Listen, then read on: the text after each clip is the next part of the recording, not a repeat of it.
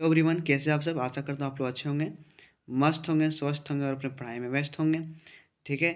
तो बायोलॉजी का आज हम बायोलॉजी का मॉडल प्रश्न पत्र देखने वाले हैं। ठीक है।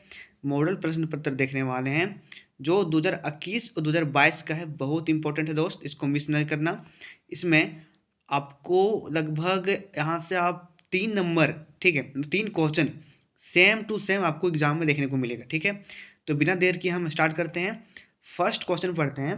कह रहा है कि विच of the following is an example of active immunity. कि भाई इनमें से कौन सा एक एग्जाम्पल है जो एक्टिव इम्यूनिटी का एग्जाम्पल है। तो हम जानते हैं कि इम्यूनिटी कितने टाइप के होते हैं भाई, 2 टाइप के होते हैं, एक्टिव इम्यूनिटी और पैसिव इम्यूनिटी। एक्टिव इम्यूनिटी मतलब क्या, जो इम्यूनिटी ऐसा इम्यूनिटी जिसको मतलब अंदर में, ठीक है, जिसको बॉडी में इंट्रोड्यूस करने पर वो क्या करे, तुरंत मतलब एक्शन करे और वो ऐसे सेल को इलिमिनेट करे, मतलब इलिमिनेट नहीं, ऐसे सेल को ट्रिगर करे ताकि वो क्या करेगा, एंटीबॉडी प्रोड्यूस करवाएगा जो कि पैथोजन से क्या करेगा, आपको बचाने का काम करेगा। तो ये एक्टिव इम्यूनिटी वैक्सीनेशन हो जाएगा। क्या हो जाएगा, वैक्सीनेशन हो जाएगा। ठीक है।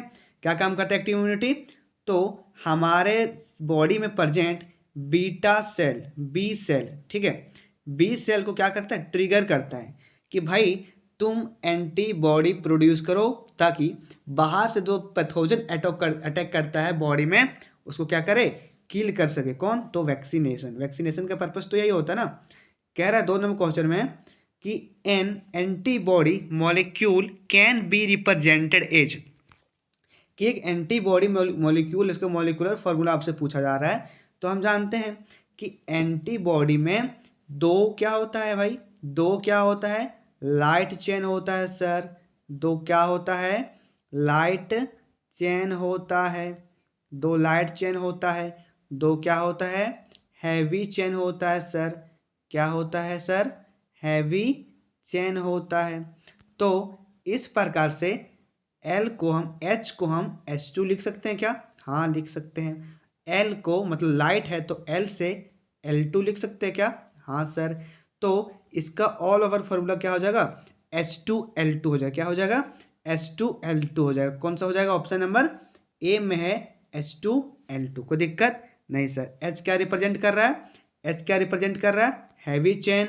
L क्या रिप्रेजेंट कर रहा है, लाइट चेन रिप्रेजेंट कर रहा है। कोई दिक्कत नहीं सर। नेक्स्ट है नेक्स्ट में कहता है humoral response is associated with, humoral response is associated with. तो यहाँ पे ऑप्शन पढ़ते हैं। यहाँ पे आपको कंफ्यूज नहीं होना, ठीक है। लग रहा होगा आपको सारा आंसर सही है, बट यहाँ पे थोड़ा थोड़ा सा कॉमन सेंस को यूज करना है। ऑप्शन ए पढ़ते हैं यदि हम, तो कह रहा है लिम्फ है, टी सेल है, मेमोरी सेल है और एंटीबॉडी है। नहीं होगा सर, क्यों, क्योंकि इसने मेन सेल बी सेल को तो छोड़ दिया ना। दूसरा ऑप्शन पढ़ते हैं, कह रहे ब्लड, हाँ सही बात, बी सेल है सही बात, प्लाज्मा सेल है सही बात, फिर मेमोरी है, फिर एंटीबॉडी है। मेमोरी सेल भी यहाँ पर और एंटीबॉडी है और बी सेल को खोज रहा था अपन, तो बी सेल इसमें है। मतलब आपका ऑप्शन नंबर बी सही हो जाएगा। सी में देखते हैं क्या है, बी सेल तो है लेकिन टी सेल भी है, लेकिन यहाँ पे मेमोरी सेल और एंटीबॉडी, लिम्फ, ब्लड, ये सारे के सारे क्या है, नहीं है। और डी तो हो ही नहीं सकता अकेला।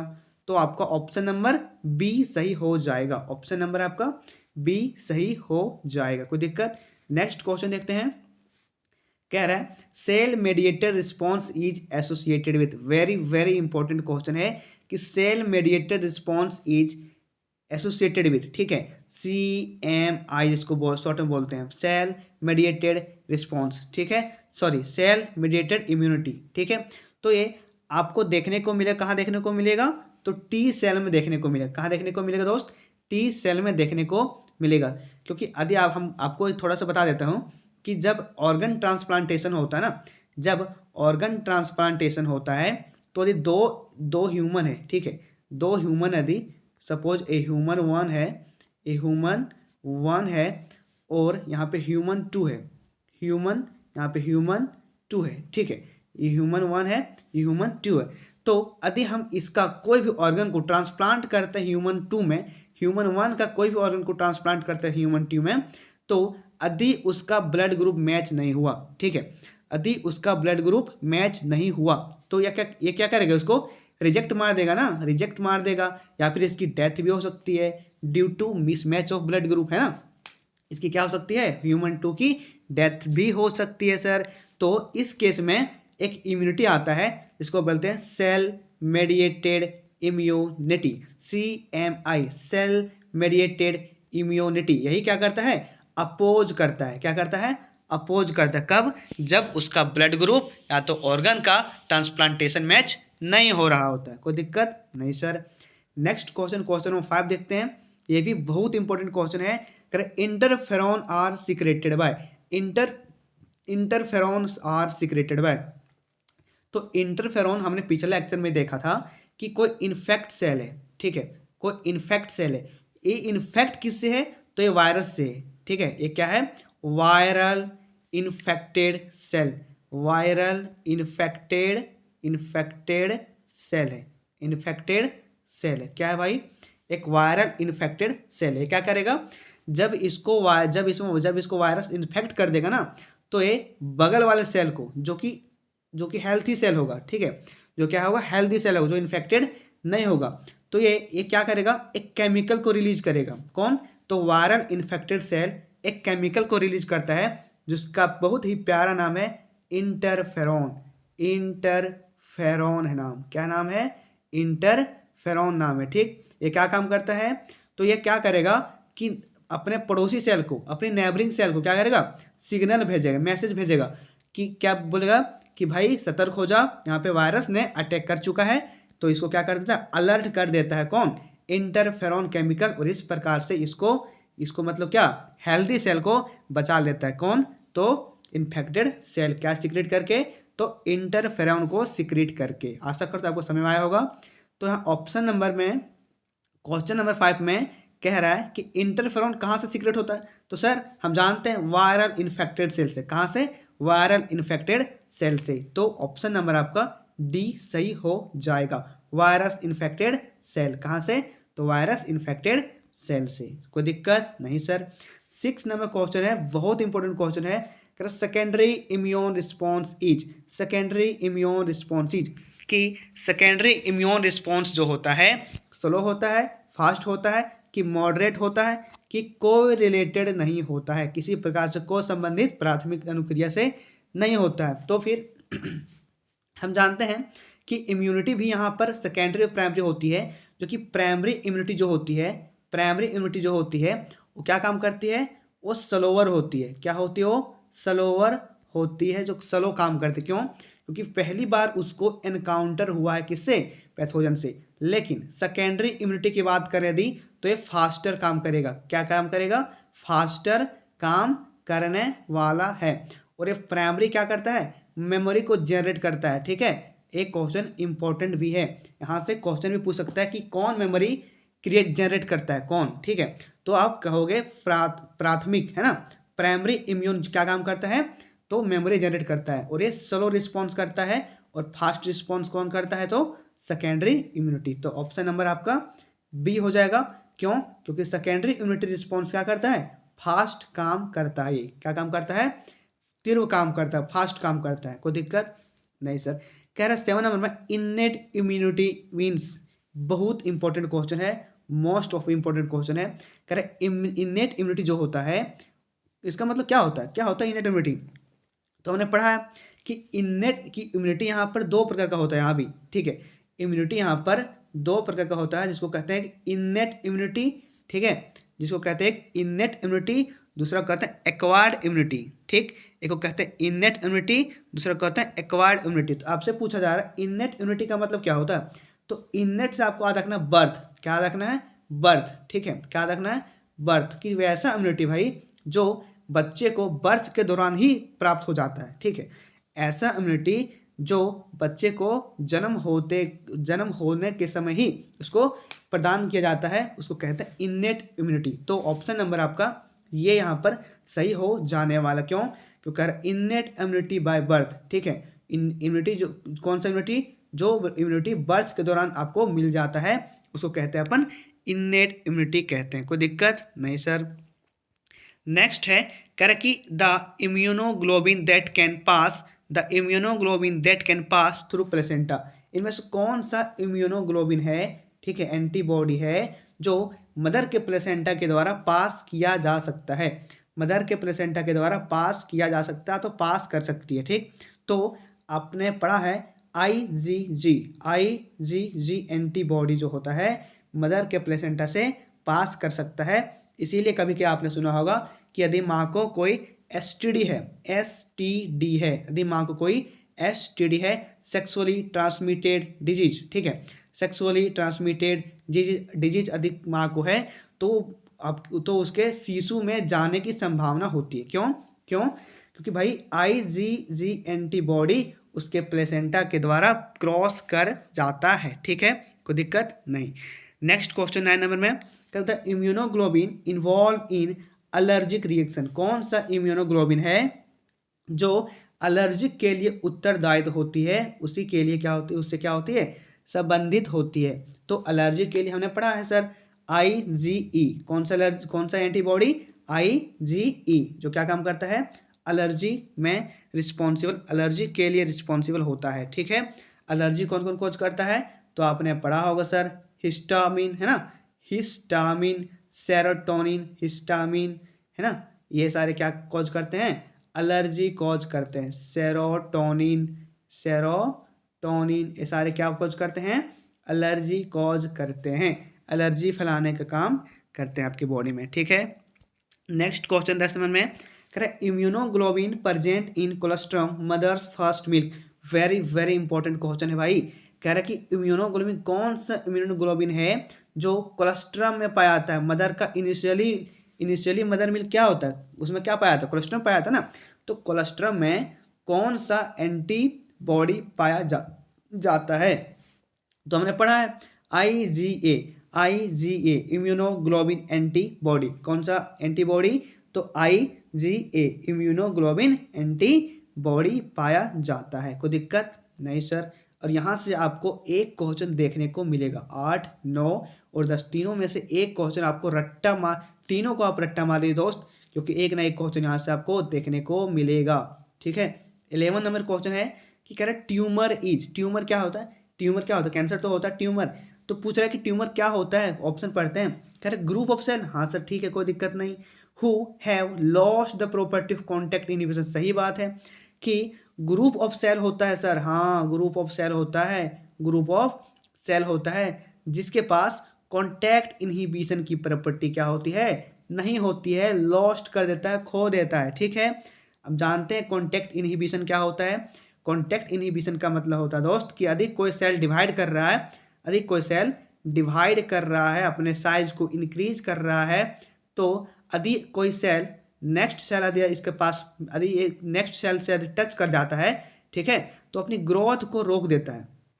एक नॉर्मल सेल का प्रॉपर्टी होता है कि यदि ये डिवाइड कर रहा है लगातार, यदि ये लगातार डिवाइड कर रहा है और यदि कोई नॉर्मल, यदि कोई इसका बगल में, ठीक है, बगल में तो इसका नेबरिंग सेल, ठीक है, पड़ोसी सेल यदि मिल जाता है और इसे कांटेक्ट कर लेता है, कांटेक्ट यदि बन जाता है, तो यह क्या करता है, अपनी ग्रोथ को रोक देता है, अपनी ग्रोथ को क्या करता है, इनहिबिट कर देता है, रोक देता है, ठीक। लेकिन यही प्रॉपर्टी यही गुण किस में नहीं होता है, ट्यूमर सेल में नहीं होता है, कैंसर सेल में यही गुण नहीं होता है।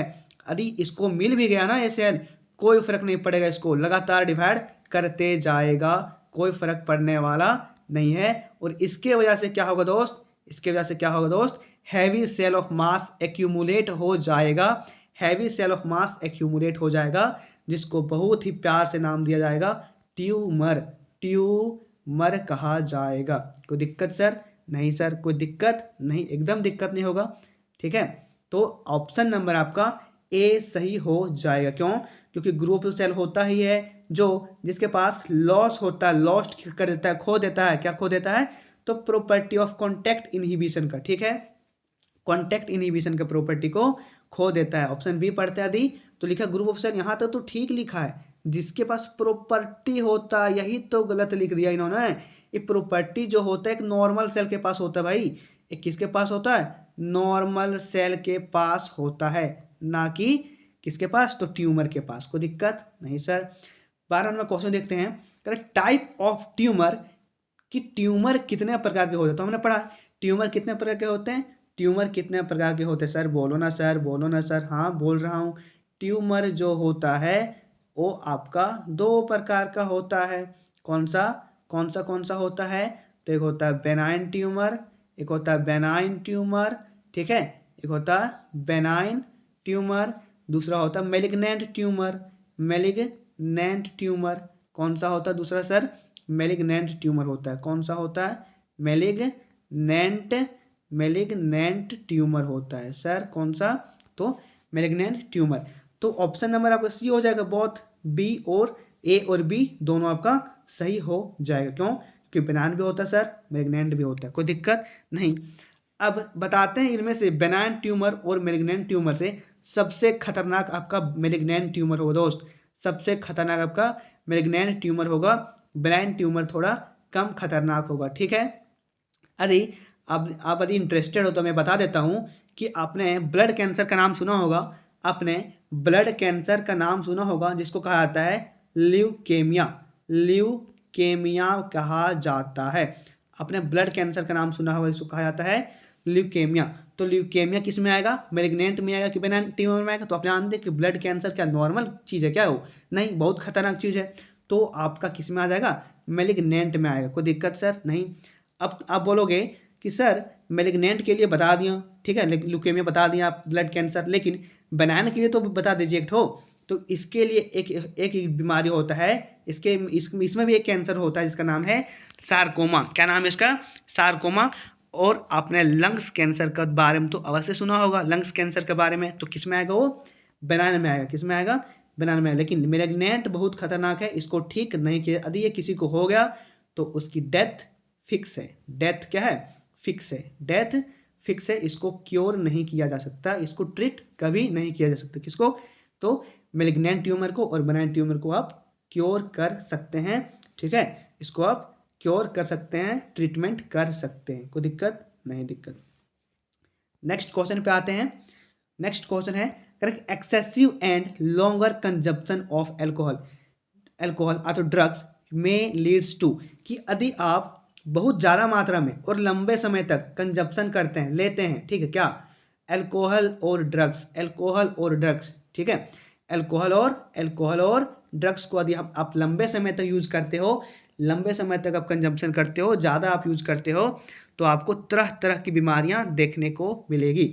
ऑप्शन ए में पढ़ते हैं, कह रहे कि लीवर में होगा जिसका नाम है सिरहोसिस। हाँ सर सही बात है, लीवर तो खराब होगा ही, कोई दिक्कत नहीं सर। दूसरा कह रहे respiratory failure and heart failure, यहाँ तक कि आपका श्वसन तंत्र को भी प्रभावित कर सकता है, और आपका क्या, हार्ट सिस्टम, हार्ट है ना, सर्कुलेटरी सिस्टम, जिसको जो हार्ट काम करता है सर्कुलेटरी सिस्टम का, ठीक है। तो हार्ट को भी क्या कर सकता है, इफेक्ट कर सकता है, और आपके लंग्स को भी इफेक्ट कर सकता है, रिस्पिरेटरी सिस्टम को भी इफेक्ट कर सकता है, कोई दिक्कत नहीं। तीसरा में है कि सेरेब्रल हेमरेज, ठीक है, cerebral haemorrhage and damage to nervous system. हाँ सर ये भी है, क्यों, क्योंकि आप देखते होंगे ना कि यदि कोई ज़्यादा पी लिया है, ठीक है, पी लिया मतलब कहने का मतलब ज़्यादा अल्कोहल को कंज्यूम कर लिया, ठीक है, ज़्यादा वो शराब पी लिया, तो आप देखते होंगे कि वो व्यक्ति जो होता है खुद के कंट्रोल से आउट हो जाता है, ठीक है, मतलब उस पर खुद का कंट्रोल नहीं होता है। कभी कभी उसका दिमाग जो हो ना, आप देखिएगा कि कभी कभी उसका दिमाग काम ही नहीं करने लगता है, ठीक है। ऐसे केस में क्या होता है, ऐसे केस में वो कुछ भी बोल, आपसे बदतमीजी कर सकता है, गाली दे सकता है ना। तो ऐसे लोगों से हमेशा आप दूरी बनाए रखिएगा, जो आपको प्रेफर करे, आपको सलाह दे कि चलो ना भाई, ये पीते हैं, सिगरेट पीते हैं, दारू पीते हैं, गांजा पीते हैं, ये सब है ना। तो ऐसे दोस्तों को आप हमेशा अवॉइड करोगे, ठीक है। क्यों, क्योंकि आप जानते हो कि कितना खतरनाक बीमारी आपको हो सकता है due to consumption of alcohol and drugs, कोई दिक्कत नहीं, दिक्कत। तो यहाँ पर ऑप्शन नंबर आपका सभी हो जाएगा, इनमें से सभी हो जाएगा। क्यों, क्योंकि लीवर भी खराब हो जाएगा सर, रिस्पिरेटरी में भी प्रॉब्लम आ जाएगा सर, सांस लेने में, है ना, सफोकेटिंग आपको होने लगेगा, सांस लेने में तकलीफ होने लगेगी आपको, हार्ट फेलियर देखने को मिलेगा, ठीक है। फिर सेरेब्रल हेमरेज हो जाएगा, आपको ब्रेन हेमरेज भी कह सकते हैं इसको, है ना, आपका नर्वस सिस्टम को भी डैमेज कर सकता है, ठीक है, जिसकी वजह से सिग्नल आपका आएगा ही नहीं, तो आप उस काम को परफॉर्म नहीं कर पाओगे, आपका कोऑर्डिनेशन फंक्शन भी आपका कोऑर्डिनेशन फंक्शन भी क्या हो जाएगा, डिस्टर्ब हो जाएगा। यदि आप एक्सेस अमाउंट में यदि आप शराब को पीते हो तो ड्रग्स को लेते हो तो कोई दिक्कत नहीं दिक्कत। फिर 14 नंबर क्वेश्चन में कह रहा है कि ELISA is based on the principle of, कि एलिजा जो होता है बेस्ड होता है किस प्रिंसिपल में बेस्ड होता है, तो जानते हैं ये एंटीजन एंटीबॉडी रिएक्शन, ठीक है, इसी पे बेस्ड होता है। एंटीजन एंटीबॉडी इंटरेक्शन भी कह सकते हैं, कोई दिक्कत नहीं दिक्कत। अब सर यहाँ से आपको पूछ सकता है कि एक नंबर पूछेगा आपको एलिजा का फुल फॉर्म क्या होता है, क्या होता है एलिजा का फुल फॉर्म। तो मैं लिख देता हूँ एलिजा का फुल फॉर्म, और ये कंफर्म है, लिख लो, इस 2026 में आएगा ही आएगा, ठीक है, इसका फुल फॉर्म, ठीक है। तो फुल फॉर्म क्या होता है, ई से होता है एंजाइम, क्या होता है, एंजाइम होता है, एंजाइम। एल से होता है लिंक्ड एंजाइम, लिंक्ड। आई से होता है इम्यूनो है ना, इम्यूनो। एस से होता है सॉर्वेंट है ना, सॉर्वेंट। और ए से होता है ऐसे, क्या होता है भाई, ऐसे होता है, ठीक है। तो यहाँ ध्यान रखिएगा, यहाँ से आपको एक क्वेश्चन फिक्स देखने को मिलेगा, कैसे डायरेक्टली और इनडायरेक्टली यहाँ से क्वेश्चन रहेगा ही रहेगा, ठीक है। तो क्या हो जाएगा इसका full form, enzyme linked immunosorbent ऐसे, एंजाइम लिंक्ड इम्यूनो सॉर्वेंट ऐसे, रट्टा मार लेना भाई। और यहाँ से एक क्वेश्चन वो भी पूछ सकता है कि इलीजा जो होता है टेस्ट, इलीजा एक टेस्ट होता है भाई, इलीजा क्या होता है, एक टेस्ट होता है जो किसके लिए किया जाता है। तो आप लोग कमेंट कीजिएगा कि इलीजा टेस्ट किसके लिए किया जाता है, आप लोग का कमेंट का मैं इंतजार करूंगा, ठीक है। देखूंगा कि कौन कितना पढ़ने में ध्यान दे रहे हो और किसका आंसर सही आ रहा है, कोई दिक्कत नहीं। कह रहा कि Widal test is associated with, यहाँ भी टेस्ट आ गया, विडाल टेस्ट किसके लिए एसोसिएटेड होता है, ठीक है, किससे संबंधित होता है, निम्नलिखित में से विडाल टेस्ट किस किस रोग के लिए, किस डिजीज के लिए ये क्या होता है, संबंधित होता है। तो हम जानते हैं जब आप जाते हो, कभी आपको टाइफाइड हो जाता है तो आप जाते हो, जब पैथोलॉजी के पास जाते हो चेक कराने कि सर हमको टाइफाइड हुआ क्या, चेक करो। तो वहाँ पे एक रिपोर्ट लिखता है, ठीक है, वहाँ पे एक टेस्ट लिखता है, उसी टेस्ट का तो नाम है विडाल टेस्ट। वहाँ पे एक टेस्ट लिखता है, उसी का नाम क्या है, विडाल टेस्ट। उसी का नाम क्या है दोस्त, विडाल टेस्ट। इससे क्या करते हैं हम, इससे क्या करते हैं, तो टाइफाइड का टेस्ट करवाते हैं, टाइफाइड का टेस्ट करवाते हैं, क्या करते हैं, तो टाइफाइड का टेस्ट करवाते हैं, ठीक है। अब ये बताइएगा आप लोग कि टाइफाइड का पॉजिटिव एजेंट कौन है, ठीक है, ये बताइएगा आप लोग टाइफाइड का पॉजिटिव एजेंट कौन है। बता देता हूँ मैं ही कि टाइफाइड का पॉजिटिव एजेंट जो होता है सैल्मोनेला टाइफी है। कौन है, सैल्मोनेला टाइफी, सैल्मोनेला टाइफी एक क्या है, एक तरह का बैक्टीरिया है, एक क्या है, बैक्टीरिया, सैल्मोनेला टाइफी। कोई दिक्कत नहीं दिक्कत। 16 नंबर क्वेश्चन है, कह रहे DNA fingerprinting works on the principle of, कि डीएनए फिंगरप्रिंटिंग किस सिद्धांत पर काम करता है, ठीक है। तो एंटीजन तो होगा नहीं सर, एंटीबॉडी तो होगा नहीं, एंटीजन एंटीबॉडी क्यों, क्योंकि ये किस पे काम करता है, तो इलीजा काम करता है इस पे। डीएनए पॉलीमॉर्फिज्म, हाँ सर यही होगा, डीएनए पॉलीमॉर्फिज्म पर ही काम करता है। फिर अगर कॉन्टैक्ट इनहिबिशन, ये तो नहीं होगा, क्योंकि ये किस में होता है, नॉर्मल सेल का प्रॉपर्टी होता है कि अपने ग्रोथ को क्या करेगा, इनहिबिट कर लेगा, ठीक है। तो आपका बी नंबर ऑप्शन सही हो जाएगा। नेक्स्ट क्वेश्चन है the term codon is associated with, कि कोडॉन का टर्म जो होता है, कोडॉन टर्म, ये कोडॉन शब्द किससे संबंधित है, ठीक है। तो भाई mRNA के बारे में आपने पढ़ा होगा ना, mRNA क्या होता है, सिंगल होता है कि डबल स्ट्रैंड होता है कि सिंगल स्ट्रैंड होता है, सिंगल स्ट्रैंड होता है सर। तो इस तरह से होता है ना सिंगल स्ट्रैंड, इस तरह होता है सिंगल स्ट्रैंड। कौन सा RNA, तो mRNA की बात कर रहे हैं अपन, कौन सा RNA की बात कर रहे हैं, mRNA की बात कर रहे हैं। उसी से हमको कोडॉन वर्ड का ज्ञात हुआ है, वही हमको कोडॉन वर्ड से संबंधित, उसी से संबंधित है ये कोडॉन वर्ड, ठीक है। आपको कमेंट बताना है कि एक कोडॉन में कितना होता है, कितना मतलब क्या, एक कोडॉन में कितना कितना बेस पेयर होता है, एक कोडॉन में कितना बेस पेयर होता है, ये आप कमेंट करोगे, ठीक है। नेक्स्ट क्वेश्चन 18 नंबर में कि initiation codon, very very important question है कि इनिशिएशन कोडॉन AUG होता है, ठीक है सर जानते हैं, लेकिन वो किस प्रकार के एमिनो एसिड को कोड करता है? AUG इनिशिएशन कोडन है, हाँ सर ठीक है। वो क्या काम करता है? तो अमीनो एसिड को कोड करने का काम करता है, हाँ सर ठीक है। लेकिन किसको, कौन सा अमीनो एसिड को कोड करने का काम करता है? तो हम जानते हैं अमीनो एसिड कितना है, 20। तो इनमें से किसी को तो कोड करता होगा ना भाई। तो कौन सा होगा आपका? मिथियोनिन हो जाएगा। कौन सा हो जाएगा? मिथियोनिन हो जाएगा। इसको हम डुअल फंक्शन भी कहते हैं। क्यों? क्योंकि ये इनिशिएशन का काम भी कर रहा है, शुरुआत भी कर रहा है यही, शुरुआत भी यही कर रहा है, इनिशिएशन भी यही कर रहा है, और दूसरा काम क्या कर रहा है? तो मिथियोनिन को कोड कर रहा है अमीनो एसिड को। तो इसके पास डुअल फंक्शन है। नेक्स्ट 19वें क्वेश्चन है, कह रहा टोटल नंबर, अभी तो बताया ना अमीनो एसिड कितने हैं, तो 20 है। फिर कह रहा 20 में क्वेश्चन नंबर में कह रहा the process of replication preceded in the direction of, very important question, कि रेप्लिकेशन का प्रोसेस किस डायरेक्शन में प्रीसीड होता है, किस डायरेक्शन में होता है। ठीक है, तो एक क्वेश्चन आपको कंफ्यूज कर सकता है। ठीक है, तो आपको सिंपली याद रखना है कि रेप्लिकेशन जो होता है भाई, रेप्लिकेशन जो होता है हमेशा और हमेशा 5 डैश से 3 डैश में काम होता है, 5 डैश से 3 डैश में होता है। कोई दिक्कत नहीं सर। रेप्लिकेशन किसे कहते हैं? रेप्लिकेशन किसे किसे किसे कहते हैं? किसे कहते हैं रेप्लिकेशन? तो डीएनए से डीएनए बनाना, डीएनए से डीएनए बनाना, डीएनए से डीएनए बनाना क्या कहलाएगा? रेप्लिकेशन कहलाएगा। आपने सेंट्रल डोग्मा तो पढ़ा होगा ना, रेप्लिकेशन, ट्रांसक्रिप्शन, ट्रांसलेशन। कोई दिक्कत नहीं sir. Correct. Synthesis of DNA molecule from RNA molecule is termed as, ये बहुत इंपॉर्टेंट क्वेश्चन है। काफ़ी लोग यहाँ पर ट्रांसक्रिप्शन मार के आ जाते हैं, बट ये आपका गलत हो जाएगा। क्यों?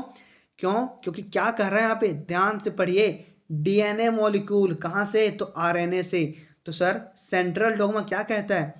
सेंट्रल डोग्मा कहता है कि डीएनए से डीएनए बनना रेप्लिकेशन, डीएनए से आरएनए बनना ट्रांसक्रिप्शन, ट्रांसक्रिप्शन, आरएनए से फिर क्या बनना? प्रोटीन बनना, प्रोटीन बनना ट्रांसलेशन। इसको क्या बोलते हैं?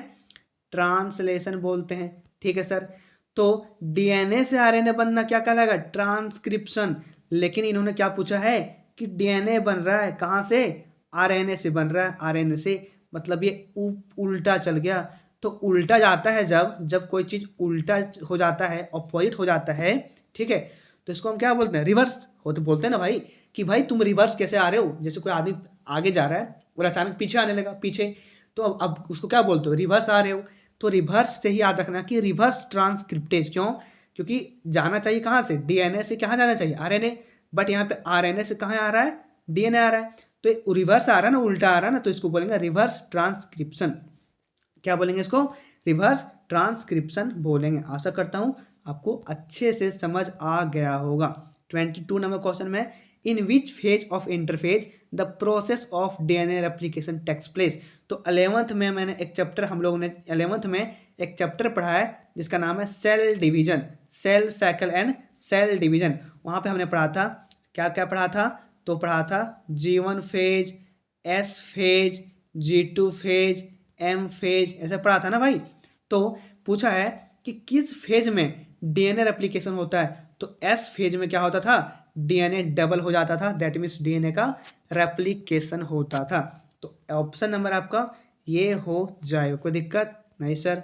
नेक्स्ट क्वेश्चन है 23 में, कह रहा था द फिनोमिना, ऐसी घटना of incomplete dominance is observe in, कि इनमें से कौन सा घटना है, इनमें से कौन सा घटना है जो इनकम्प्लीट डोमिनेंस ऑब्जर्व करता है, और मतलब इनकम्प्लीट डोमिनेंस में आपको देखने को मिलता है। तो हमने पढ़ा है कि ब्लड ग्रुप होगा नहीं सर। क्यों? क्योंकि ये कोडोमिनेंस का है। किसका है? कोडोमिनेंस का है ये ब्लड ग्रुप सर। एक ब्लड ग्रुप किसका है? तो कोडोमिनेंट का। ह्यूमन स्किन कलर भी तो नहीं होगा, ठीक है, ह्यूमन स्किन कलर तो नहीं होगा, ऑल ऑफ दीज तो हो नहीं सकता। तो आपका ऑप्शन नंबर सी बच गया। तो आपका ऑप्शन नंबर सी सही हो जाएगा, स्नैपड्रैगन सही हो जाएगा, जहाँ पे आपको इनकम्प्लीट डोमिनेंस देखने को मिलता है। कोई दिक्कत नहीं सर। नेक्स्ट क्वेश्चन है करके phenotypic ratio of dihybrid cross, very important question, तो आपसे यहाँ पे मोनो हाइब्रिड क्रॉस पूछ सकता है या फिर डाई हाइब्रिड क्रॉस पूछ सकता है। ठीक है, ये क्वेश्चन आपके बोर्ड 2026 में वहाँ फाइनल पेपर में छप गया होगा। ठीक है, मैं ये नहीं कह रहा कि ये क्वेश्चन सेम टू सेम ऐसा क्वेश्चन नहीं कह रहा, मैं कह रहा या फिर डाई हाइब्रिड क्रॉस का पूछेगा या फिर मोनो हाइब्रिड क्रॉस का पूछेगा या आपसे इनकम्प्लीट डोमिनेंस का पूछ दे। ठीक है, और आपसे कोडोमिनेंस का पूछ दे, लेकिन एक रेशियो वाला क्वेश्चन आपके एग्जाम में देखने को मिलेगा। तो आपका ऑप्शन नंबर यहाँ पे कौन हो जाएगा? ऑप्शन नंबर आपके यहाँ कौन हो जाएगा? ऑप्शन यहाँ पर एक भी नहीं है, यहाँ पर ऑप्शन एक भी नहीं है। लोग क्या करेंगे, जल्दी जल्दी पढ़ेंगे, मार देंगे 9:3:3:1, खत्म बात। लेकिन कभी आपने ध्यान दिया कि यहाँ पे 3:3 है, यहाँ पे 3 है, लेकिन वह रेशियो क्या आता है? 9:3:3:3 क्या आता है? 1 आता है, बस 2 ही 3 आता है, बट यहाँ पे 3 है। ऑप्शन यहाँ पे एक भी नहीं है, ये ध्यान में देना है। कभी कभी चेक में मिस्टेक होता है, ठीक है, कभी चेक में मिस्टेक हो सकता है। तो आपका यहाँ पर आंसर एक भी ऑप्शन नहीं है। तो मैंने जो आंसर बताया अभी 9:3:3:1, ये आपका आंसर करेक्ट हो जाने वाला। ठीक है, कोई दिक्कत नहीं सर। नेक्स्ट 25 नंबर में कह रहा है कि इनमें से कौन सा फॉलोइंग है जो रिप्रेजेंट करता है, ठीक है, निरूपित करता है किसको? तो टेस्ट क्रॉस को भाई, टेस्ट क्रॉस को। ये भी बहुत इंपॉर्टेंट क्वेश्चन है, या तो आपसे टेस्ट क्रॉस पूछ सकता है या तो आपसे आउट क्रॉस पूछ सकते हैं या तो फिर यहाँ से आपका बैक क्रॉस भी पूछा जा सकता है। ठीक है, तो हम जानते हैं कि सर जब F1 जनरेशन के प्रोजनी को, ठीक है, जब F1 जनरेशन के प्रोजनी को वनली रेसेसिव से हम रिएक्ट करवाते हैं, रिएक्ट नहीं क्रॉस करवाते हैं। ठीक है, जब हम F1 जनरेशन के प्रोजनी को वनली हम किससे क्रॉस करवाते हैं? तो रेसेसिव से, वनली फॉर रेसेसिव से क्रॉस करवाते हैं अपन। रेसेसिव से क्या करते हैं? क्रॉस करवाते हैं, तो उसको कहते हैं अपन टेस्ट क्रॉस। तो सर यहाँ पे देखते हैं डोमिनेंट आ गया, ये तो होगा नहीं। तो F1 जनरेशन में क्या होगा? या तो डोमिनेंट होगा या तो फिर हेट्रोजाइगस होगा या तो होमोजाइगस होगा। F1 में क्या होगा? या तो होमोजाइगस होगा या तो फिर क्या होगा? हेट्रोजाइगस होगा।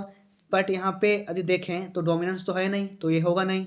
यहाँ भी है, यहाँ पे है, लेकिन यहाँ पे है, यहाँ पे हेट्रोजाइगस प्लस डोमिनेंट है, बट यहाँ पे रेसेसिव कहाँ? यहाँ पे डोमिनेंस तो है, यहाँ पे डोमिनेंस है, ये यहाँ पे डोमिनेंस ही तो है, तो मतलब ये तो होगा नहीं।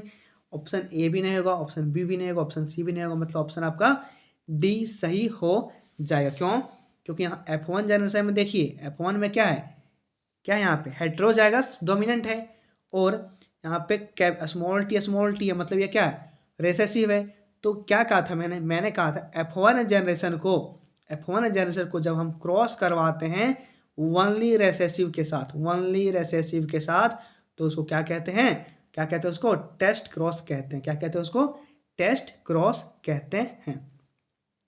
नेक्स्ट क्वेश्चन है, बहुत इंपॉर्टेंट क्वेश्चन है, कल के प्लियोट्रॉफिज्म इज अ फिनोमिना इन विच। प्लियोट्रॉफिज्म एक ऐसी घटना है जिसमें क्या होता है कि एक जीन, ठीक है, एक ही जीन है जो क्या करता है? बहुत सारे कैरेक्टर को क्या करता है? कंट्रोल करता है। बहुत सारे कैरेक्टर को क्या करता है? कंट्रोल करता है। जीन एक ही है, लेकिन कैरेक्टर बहुत सारे कैरेक्टर को क्या करता है? कंट्रोल करता है। जैसे ह्यूमन स्किन कलर हो गया, है ना? ये सारे क्या हो गए? एक ही जीन के द्वारा बहुत सारे कैरेक्टर को क्या किया जा रहा है? यहाँ पे कंट्रोल किया जा रहा है। मतलब ऑप्शन नंबर आपका डी सही हो जाएगा कि one gene controls many character. एक जीन कंट्रोल करता है बहुत सारे कैरेक्टर को, मल्टीपल कैरेक्टर। कोई दिक्कत नहीं सर। 27 में क्वेश्चन में कह रहा है कि इनमें से कौन सा है फॉलोइंग जो जेनेटिक मटेरियल है? तो जानते हैं सिंपली है, DNA RNA दोनों है। ऑप्शन नंबर डी आपका सही हो जाएगा, इसमें कोई लॉजिक वाला बात नहीं है। ऑप्शन नंबर आपका डी सही हो जाएगा। ठीक है, ऑप्शन नंबर आपका डी सही हो जाएगा। क्यों? क्योंकि यहाँ पे DNA भी है जेनेटिक मटेरियल और RNA भी है जेनेटिक मटेरियल। आपको कमेंट में बताना है कि पहले DNA आया या RNA आया। ठीक है, नेक्स्ट क्वेश्चन 28 नंबर क्वेश्चन है, बहुत इंपॉर्टेंट क्वेश्चन है। करके इनमें से कौन सा है मेंडेलियन प्रिंसिपल, मेंडेलियन प्रिंसिपल जिसको कहा जाता है purity of gamete. Purity of gamete किसको कहा जाता है, कौन से लॉ को मेंडल के, तो लॉज ऑफ सेग्रीगेशन, हाँ सर इसी को तो कहते हैं, पहले ऑप्शन में ही मिल गया लॉज ऑफ सेग्रीगेशन। जैसे यहाँ पर एक पेयर ऑफ अलील है, पेयर ऑफ जीन है जो कि सेग्रीगेट करता है। सेग्रीगेट करने का मतलब क्या होता है, सेपरेट होता है। क्या होता है भाई, एक दूसरे के साथ सेपरेट होता है। तो ये टी यहाँ पे आ गया, एक टी यहाँ पे आ गया, और ये क्या करता है, गैमेट अपने रिस्पेक्टिव गैमेट के अंदर एंटर करता है। ये सारे एक दोनों अलील क्या करते हैं, अपने रिस्पेक्टिव गैमेट के पास, गैमेट के अंदर में क्या करते हैं, इंटर करते हैं। इस प्रकार से यहाँ पर एक गैमेट दूसरे गैमेट के साथ फ्यूज नहीं करता, कभी फ्यूज नहीं करता है। दोनों क्या होता है, अलग रहता है। कभी ब्लेंडिंग इन दोनों के बीच में कभी ब्लेंडिंग देखने को नहीं मिलता है, अलग रहता है, प्योर रहता है। इसीलिए इसका नाम है प्योरिटी ऑफ गैमेट, मतलब law of segregation, Mendel law को। तो आपसे पूछ सकता है, एक नंबर में पूछ सकता है क्वेश्चन, इंपॉर्टेंट है भाई, हल्के मत लेना क्वेश्चन को। आपको 1 मार्क्स में ही पूछ सकता है कि मेंडल का कौन ऐसा लॉ है, कि मेंडल का कौन ऐसा लॉ है जिसको अपन बोलते हैं law of purity of gamete. Law of purity of gamete, तो आपको बताना है कि लॉ ऑफ सेग्रीगेशन को ही क्या बोलते हैं, law of purity of gamete बोलते हैं। ये भी पूछ सकता है क्यों बोलते हैं, तो जब गैमेट, जब अलील, जब पेयर ऑफ अलील और जीन सेग्रीगेट करता है, जब पेयर ऑफ अलील और जीन सेग्रीगेट करता है, ठीक है, एक दूसरे के साथ, तो क्या करता है, ये कभी एक दूसरे के साथ ब्लेंडिंग नहीं करता है। कोई ब्लेंडिंग देखने को नहीं मिलेगा, यहाँ पर कोई ब्लेंडिंग देखने को नहीं मिलेगा। और इस प्रकार से ये दोनों गैमेट अपने अपने अपने गैमेट, ठीक है, इस प्रकार दोनों अलील अपने अपने रिस्पेक्टिव गैमेट में एंटर कर जाता है, और इसीलिए इसको कहते हैं, क्या कहते हैं इसको, law of purity of gamete कहते हैं। ठीक है, इंपॉर्टेंट क्वेश्चन है, ध्यान में रखिएगा। 29 में क्वेश्चन में कह रहा है which of the following hormone are secreted by placenta. Very very important question, कि इनमें से कौन सा हार्मोन है जो प्लेसेंटा के द्वारा सिक्रेट किया जाता है, स्रावित किया जाता है। ठीक है, तो हमने पढ़ा सर एस्ट्रोजन, प्रोजेस्टेरोन, हाँ सर ये भी था, रिलैक्सिन तो था ही, HCG तो था ही, है ना। तो इनमें से कौन सा हो जाएगा, सभी हो जाएगा, ऑल ऑफ एबव। ठीक है, इनमें से सभी उपरोक्त, सभी आपका ऑप्शन हो जाएगा। ठीक है, HCG की फॉर्म आप लोग बता देता हूँ। H से होता है ह्यूमन, H से होता है ह्यूमन, ठीक है। C से होता है HUMUN, ठीक है, HUMUN ह्यूमन, ठीक है। C से होता है कोरियोनिक, है ना, CHORIONIC chorionic, gonadotrophin, gonadotrophin, gonadotrophin, human, chorionic, gonadotrophin, HCG। आपसे इसका फुल फॉर्म भी पूछ सकता है, कोई दिक्कत नहीं। नेक्स्ट क्वेश्चन 30 नंबर क्वेश्चन में कह रहा है कि double helix model of DNA, very very important question है, कि double helix model of DNA is given by, double helix of DNA, double helix model of DNA को कौन दिया था, किसने दिया था, तो ये वाटसन एंड क्रिक ने दिया था, वाटसन एंड क्रिक ने दिया था। किसने दिया था, वाटसन एंड क्रिक ने दिया था। 2 साइंटिस्ट हैं यहाँ पे जिन्होंने double helix model of DNA को दिया था। ठीक है, double helix model of DNA को दिया था किसने, तो वाटसन और क्रिक ने। कह रहे 31 में infective stage of malaria parasites. Infective stage का मतलब होता है जो इन्फेक्ट कर सकता है ह्यूमन को, एक नॉर्मल एक हेल्दी ह्यूमन को इन्फेक्ट कर सकता है मलेरिया का। तो कौन सा स्टेज होता है भाई, तो स्पोरोजॉइट होता है। कौन सा होता है, स्पोरोजॉइट होता है, ध्यान में रखिएगा। और यहाँ पे एक क्वेश्चन यहाँ से और पूछ सकता है, कि पूछेगा आपसे व्हाट इज हीमोजॉइन। ठीक है, व्हाट इज हीमोजॉइन, हीमोजॉइन क्या होता है, तो हम जानते हैं सर कि हीमोजॉइन एक केमिकल होता है, यही तो रिस्पॉन्सिबल होता है बुखार के लिए। आपको बुखार आता है ना, कभी कभी ऐसे ऐसे बुखार आता है, मतलब आपको बुखार आता है कैसे, तो एक दिन छोड़ छोड़ के आता है, जिसको बोलते हैं अल्टरनेट। ठीक है, पूरा चिल ऐसा लगेगा, ठंडा लगेगा ना, अल्टरनेट बुखार आपको आएगा। तो इसकी वजह से, किसकी वजह से, हीमोजॉइन केमिकल की वजह से। कब बनता है? जब आपका आरबीसी रप्चर करता है। आरबीसी रप्चर कौन करता है? तो जब आपके अंदर मलेरिया का इन्फेक्टिव स्टेज इंटर करता है, ठीक है, मच्छर का इन्फेक्टिव स्टेज इंटर करता है, जिसको कहते हैं प्रोटोजोआ, ठीक है। वहाँ पे क्या कॉज करता है? Destruction of RBC. क्या करेगा वो? डिस्ट्रक्शन करेगा। डिस्ट्रक्शन का मतलब विनाश करेगा। किसको? आरबीसी को। आरबीसी के विनाश होने के बाद क्या होगा? वहाँ से हीमोजॉइन एक केमिकल निकलेगा जो क्या करेगा? आपको बुखार लाने का काम करेगा, ठीक है। एक दिन छोड़ से होकर अल्टरनेटिव मैनर में बुखार आपको रहेगा और रिकरिंग फीवर रहेगा। आपको चिल होने लगेगा, मतलब पूरा ठंडा लगने लगेगा। कोई दिक्कत यहाँ तक? नहीं सर, कोई दिक्कत नहीं होना चाहिए, ठीक है। 32 नंबर क्वेश्चन में कह रहा है कि the sexual stage of malaria parasite is complete in. The sexual stage of malaria parasite is complete in. कि मलेरिया पैरासाइट जो होता है, हम जानते हैं कि एक मच्छर जो होता है मलेरिया का मच्छर जो होता है दो होस्ट में काम करता है, ठीक है। 2 होस्ट में काम करता है।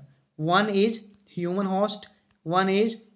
Host and another is mosquito host, ठीक है। तो हम जानते हैं कि मॉस्क्यूटो के अंदर क्या काम करता है? वो सेक्सुअल रिप्रोडक्शन का काम करता है। सेक्सुअल रिप्रोडक्शन का काम करता है। जबकि ह्यूमन में कौन सा काम करता है? क्या काम करता है? तो असेक्सुअल रिप्रोडक्शन काम करता है सर। असेक्सुअल रिप्रोडक्शन काम करता है सर। ह्यूमन के कौन सा ऑर्गन में सर? तो लीवर में सर। कहाँ पर? तो लीवर में सर। कोई दिक्कत नहीं सर। और जब ये क्या काम करता है? जब ये मॉस्क्यूटो सेक्सुअल रिप्रोडक्शन काम कर लेता है, जब अपना इन्फेक्टिव स्टेज तैयार कर लेता है स्पोरोजोइट को, तो ये सिलेवरी ग्लैंड में मच्छर का होता है ना, मच्छर का सिलेवरी ग्लैंड होता है ना, ऐसे डंक मारने वाला, तो यहाँ पर भेज दिया जाता है। किसको? स्पोरोजोइट को, ठीक है। तो यह क्या काम करता है? तो यदि ये इन्फेक्टेड मच्छर किसी भी हेल्दी ह्यूमन को काटेगी, ठीक है, वैसे काटेगा नहीं, काटेगी। क्यों? क्योंकि फीमेल एनोफिलिस मॉस्क्यूटो होती है। कौन सी होती है? फीमेल एनोफिलिस मॉस्क्यूटो होती है। तो जब एक हेल्दी ह्यूमन को काटेगी तो वहाँ क्या ट्रांसफ़र कर देगी? तो इन्फेक्टिव स्टेज स्पोरोजोइट को ट्रांसफ़र कर देगी, जो क्या करेगा? फिर जाकर के उसके लीवर में जाकर के असेक्सुअल रिप्रोडक्शन को परफॉर्म करेगा, और असेक्सुअल रिप्रोडक्शन परफॉर्म करने के बाद अपनी संख्या को बढ़ा लेगा। फिर क्या करेगा? जब बढ़ा लेगा अपने संख्या को, तो लीवर के सेल को डिस्ट्रॉय करना स्टार्ट कर देगा। और जब लीवर के सेल को डिस्ट्रॉय करके ख़त्म कर देगा, तो फिर बाद में अल्टीमेटली किस पर प्रभावित करेगा? आरबीसी को इफेक्ट करना शुरू कर देगा। जब आरबीसी को इफेक्ट करना शुरू करेगा भाई, तो आरबीसी अभी बताया ना, केमिकल हीमोजॉइन केमिकल को रिलीज करेगा सर, ठीक है। तो हीमोजॉइन केमिकल क्या करता है? हीमोजॉइन केमिकल ह्यूमन में बुखार लाने का काम करता है अल्टरनेटिव डे में। कोई दिक्कत नहीं। इस प्रकार से आपको पूरे मॉस्क्यूटो का लाइफ साइकिल को मैंने आपको एक्सप्लेन कर दिया चलते चलते। कोई दिक्कत नहीं सर। आशा करता हूँ आपको लाइफ साइकिल मॉस्क्यूटो का समझ में आ गया होगा। कोई दिक्कत नहीं सर। कह रहा है 33 में कि any substance that can cause cancer causing agent is called what? Cancer causing agent is called carcinogen. ये आपका फिजिकल हो सकता है, सर, ठीक है। ये आपका फिजिकल हो सकता है, ये आपका केमिकल हो सकता है सर। क्या हो सकता है? केमिकल हो सकता है, और यहाँ तक कि बायोलॉजिकल भी हो सकता है। फिजिकल में बता देता हूँ चलते चलते क्या हो सकता है। यहाँ पे कोई रे, जैसे यूवी रे आ गया, आपने नाम सुना होगा, यूवी रे का नाम सुना होगा, ठीक है। अल्फा रे का नाम सुना होगा आपने, ठीक है। गामा रे का नाम सुना होगा आपने। ये सारे रे क्या काम करते हैं? कॉज कर सकते हैं कैंसर, ठीक। दूसरा केमिकल में आपने SO2 का नाम सुना होगा, सल्फर डाइऑक्साइड का नाम सुना होगा, कार्बन मोनोऑक्साइड का नाम सुना होगा, है ना। नाइट्रोस ऑक्साइड का नाम सुना होगा, NO2 का नाम सुना होगा, ठीक। तीसरा बायोलॉजिकल में आपने फंगस का नाम सुना होगा, फंजाई का नाम सुना होगा, यहाँ पे आपने वायरस का नाम सुना होगा, यहाँ पे आपने बैक्टीरिया का नाम सुना होगा सर। तो कार्सिनोजन जो होता है भाई, ये 3 प्रकार से कॉज कर सकता है। फिजिकल में भी काम कर सकता है, ये केमिकल से भी हो सकता है, और यहाँ तक कि बायोलॉजिकल से भी हो सकता है। ध्यान में रखिएगा, ठीक। नेक्स्ट क्वेश्चन है, कह रहा कि इनमें से कौन सा है जो कि नहीं है water pollinated plant, water pollinated plant, तो जिसका नाम यदि वाटर है, ऑप्शन नंबर 4 देखें यदि, तो वाटर लिली। ठीक है, अच्छा एक एक करके एक्सप्लेन करते हैं। पहला पहला नंबर में वेलेस्नेरिया है। क्या है? वेलेस्नेरिया। तो वेलेस्नेरिया क्या है? वाटर पॉलिनेटेड प्लांट है। ठीक है, अब वाटर प्लांटेड प्लांट में भी दो होता है। कौन सा होता है? दो। एक होता है EP hydrophilous, EP hydrophilous flower तो प्लांट है ना। दूसरा होता है hypo, hypo hypo EP hydrophilous, hypo hydrophilous, hydrophilous होता है। क्या होता है? हाइपो हाइड्रोफिलस होता है। इपी हाइड्रोफिलस और हाइपो हाइड्रोफिलस होता है। ठीक, तो इपीहाइड्रोफिलस का मतलब होता है वैसा प्लांट, वैसा फ्लावर जो सरफेस पे होता है। किसके ऊपर होता है? सरफेस पे फ्लोट कर रहा होता है, और यहाँ से इसका पोलिनेशन होता है पानी के करंट के साथ। ठीक, हाइपो का मतलब होता है जो जल के अंदर, मतलब इमर्ज होता है, समर्ज होता है, डूबा होता है। ठीक है, समर्ज होता है। जैसे आपने जूस्ट्रे का नाम सुना होगा, जूस्टेरे का नाम। ठीक है, जूस्टेरे का नाम सुना होगा आपने। वाटर हियासिंथ का नाम सुना होगा आपने। ठीक है, वाटर हियासिंथ का नाम सुना होगा आपने। ठीक है, जिसको क्या कहा जाता है? टेरर ऑफ बंगाल भी कहा जाता है। ठीक, तो यहाँ पर यदि देखें हाइड्रिला भी, तो ये भी होगा वाटर पोलिनेटेड, ये भी वाटर पोलिनेटेड होगा, ये भी वाटर पोलिनेटेड होगा। लेकिन सर वाटर लिली लिखा है सर, नाम है भले ही वाटर लिली, लेकिन वाटर से ये पोलिनेटेड नहीं होता है। किससे होता है? तो इंसेक्ट पोलिनेटेड फ्लावर है ये। कौन सा फ्लावर भाई? इंसेक्ट पॉलिनेटेड फ्लावर है, इंसेक्ट पॉलिनेटेड फ्लावर है। ध्यान में रखिएगा, यहाँ पर एक कहानी आ जाता है जिसको बोलता है पुष्पा नाम सुन के फ्लावर समझे हो क्या? मतलब नाम है भले ही वाटर लिली, बट वाटर से नहीं, ये इंसेक्ट से होता है। और आप लोग जल्दी से कमेंट करके बताओ कि यदि कोई फ्लावर इंसेक्ट से पॉलिनेशन हो किया जा रहा है तो उस फ्लावर का नाम क्या होगा? ठीक है, जल्दी कमेंट करके बताइए आप लोग कि यदि कोई फ्लावर इंसेक्ट से पॉलिनेशन किया जा रहा है, इंसेक्ट के द्वारा पॉलिनेटेड हो रहा है, तो उस फ्लावर का नाम क्या होगा? तो उस प्रोसेस का नाम क्या हो जाएगा? कोई दिक्कत नहीं सर। अब 35 लास्ट क्वेश्चन है, कह रहा है नॉन स्टिकी। नॉन स्टिकी कहने का मतलब है, स्टिकी मतलब क्या होता है? स्टिकी का मतलब क्या होता है? चिपचिपा। तो नॉन स्टिकी मतलब क्या होता है? चिपचिपा न, मतलब नहीं होना चाहिए ना, चिपचिप नहीं होना चाहिए। कोई दिक्कत? चिपचिपाहट रहित, यहाँ पे लिखा हुआ है चिपचिपाहट रहित होना चाहिए, मतलब चिपचिपाहट नहीं होना चाहिए, नॉन स्टिकी होना चाहिए। तो कह रहा है कि इसका characteristic feature non sticky pollen grain जो होता है, वो किस प्रकार का करेक्टरिस्टिक फीचर है? जो नॉन स्टिकी पोलन ग्रेन जो होता है दोस्त, वो किसका करेक्टरिस्टिक फीचर है? ठीक है, चिपचिपाहट रहित प्राकन किसकी विशेषता है? तो हम जानते हैं सर कि यदि बैट से हो रहा है, बैट से कहने का मतलब इंसेक्ट से हो रहा है, तो इसमें तो होगा ना। क्यों? क्योंकि यहाँ पर स्टिकी होना पड़ेगा। क्यों? क्योंकि इंसेक्ट का जो पैर जो होता है, इंसेक्ट का जो फुट होता है, इंसेक्ट का जो फुट कह सकते हैं उसका, है ना, इंसेक्ट का जो फुट होता है, ठीक है, वहाँ पे क्या करता है जब वो प्लांट पे बैठता है ना, जब वो किसी फ्लावर बैठता है, तो वहाँ का पोलन ग्रेन यदि स्टिकी होगा, चिपचिपाहट होगा, तभी तो इसके पैर में तभी तो इसके पैर में चिपकेगा ना। और जब ये दूसरा फ्लावर के पास बैठेगा जा करके, तभी तो ट्रांसफ़र कर पाएगा पोलन ग्रेन को। तो ये इसमें तो होगा नहीं, इसमें तो होना पड़ेगा सर चिपचिपाहट, मतलब स्टिकी होना पड़ेगा इसमें। फिर बी में कर रहा है, तो ये दोनों सेम ही है। ये बी है, बैट है चमगादड़ वाला है, और ये बी है मधुमक्खी वाला है ना। तो यहाँ भी नहीं होगा। तो वाटर पोलिनेटेड फ्लावर यहाँ भी होना चाहिए सर चिपचिपा। लेकिन नॉन स्टिकी हमेशा और हमेशा एयर पोलिनेटेड फ्लावर में होना चाहिए। क्यों? यदि यहाँ पर स्टिकी होगा, अप्लाई योर कॉमन सेंस, यदि यहाँ पे स्टिकी होगा दोस्त, तो क्या होगा? हवा से उड़ेगा और कहीं बैठेगा तो वहीं चिपक जाएगा ना भाई। तो फिर वहाँ यदि फ्लावर पे गलती से नहीं बैठ पाया, तो जहाँ पर तहाँ चिपक जाएगा ये। तो फिर क्या होगा? ये वेस्ट चला जाएगा ना, ये पोलन ग्रेन वेस्ट चला जाएगा। तो इस प्रकार से यहाँ से पॉलिनेशन हुआ क्या? नहीं। यहाँ पॉलिनेशन हुआ क्या? नहीं।